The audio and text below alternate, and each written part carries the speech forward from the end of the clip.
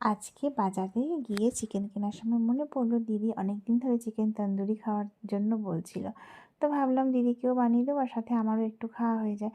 তার জন্য চিকেনের লেগ পিস নিয়ে নিয়েছি দুটো, আর চিকেনগুলোকে বাড়িতে ফিরেই ভালো করে ক্লিন করে নিয়ে 2 চামচ টক দই, একটু নুন পরিমাণ মতো, লঙ্কা গুঁড়ো, হলুদ গুঁড়ো আর চিকেন তন্দুরির মশলা নিয়ে, আর তার সাথে দিয়েছি 2 চামচ তেল দিয়ে ভালো করে আগে মশলাটা রেডি করে নেব।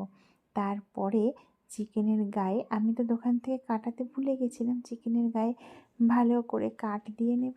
কাট দিয়ে নিয়ে এই সুন্দর মশলাটাকে ভালো করে মিশিয়ে চিকেনের গায়ে সুন্দর করে মাখিয়ে দেবো, এবং ওই যে কাঠগুলো আছে ওগুলোর মধ্যেও মিশিয়ে দিয়েছি।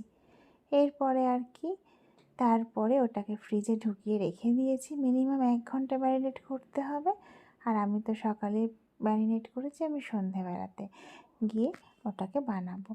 আর এই যে ছুটির দিন তো, মানুষের কাজ যে এত থাকে, মানে কি বলবো, আমার তো ঘর গোছাতে, রান্নাঘর পরিষ্কার করতে, জামাকাপড় কাচতেই ছুটির দিন শেষ।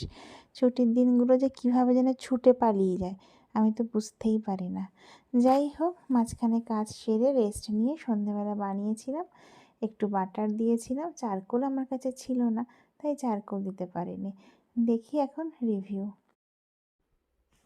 খেতে তো একদম রেস্টুরেন্টের মতোই হয়েছিল, শুধু চারকোলের অভাব ছিল। চারকোল আমার বাড়িতে নেই, তো চারকোলটা একটু লাস্টে দিয়ে দিলে একদম দোকানের মতো, মানে রেস্টুরেন্টের থেকেও এটা অনেক হেলদি হয়েছে, কারণ ওরা আরও অনেক কিছুই ফুড কালার অ্যাড করে, অনেক কিছুই অ্যাড করে।